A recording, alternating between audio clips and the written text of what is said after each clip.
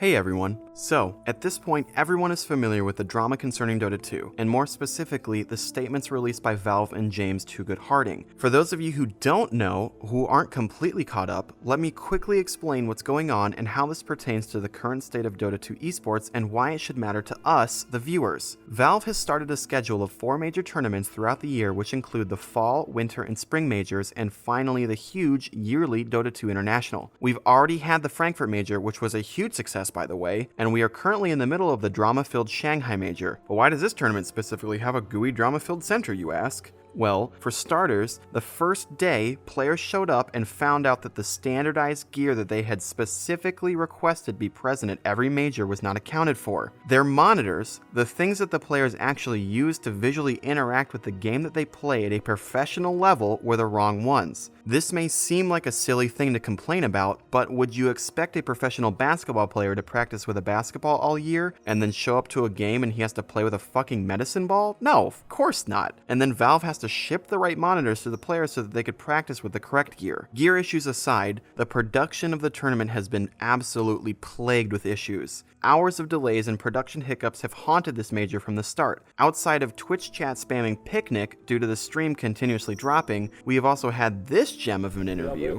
where there's this guy who I can only assume is part of the production team just fucking yelling at people.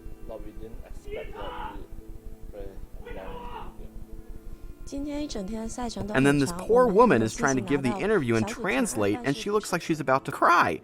I mean, look at her.